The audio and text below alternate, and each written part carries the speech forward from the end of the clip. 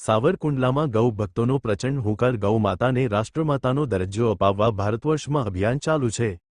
મામલતદારને પ્રાર્થના પત્ર પાઠવી 5733 તાલુકાઓના જન આંદોલનમાં સાવરકુંડલાની જનતા જોડાઈ। ગુજરાતના 267 તાલુકાઓ સાથે અમરેલી જિલ્લાના ગૌ રક્ષકો મેદાને।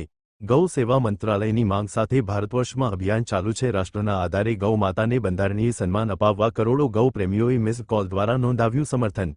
તારક ચિહ્ન ઇતિહાસના સૌથી મોટા ગૌ આંદોલનનો સાવરકુંડલામાં શંખનાદ। રાષ્ટ્રના ખૂણે ખૂણે અત્યારે ભારતવર્ષમાં અભિયાન ચાલુ છે। રિપોર્ટર જિગ્નેશ ગળથિયા, અમરેલી। મારું નામ ભાવિન ગોરડિયા છે। આ સર્વે અમારા ગ્રુપ મેમ્બર છે।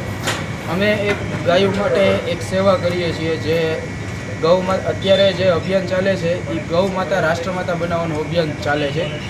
અત્યાર સુધીમાં અમે 6400 જેટલા તાલુકામાં અને જિલ્લામાં આવેદનપત્ર આપેલું છે। અત્યારે ગૌ માતાની પરિસ્થિતિ બહુ કપરી છે।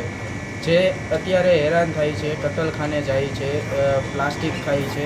એની માટેનો કોઈ કડક નિયમ આવે તે માટે અમે એક મામલતદાર સાહેબને આવેદનપત્ર આપેલ છે। જેના નિયમ કડક થાય તેની અમે સાહેબશ્રીને અમે અપીલ કરીએ છીએ કે આ ગૌ માતા માટે નિયમ કડક થાય। આ કાર્યક્રમ સર્વ સાધુ સંતો દ્વારા કરવામાં આવેલો છે।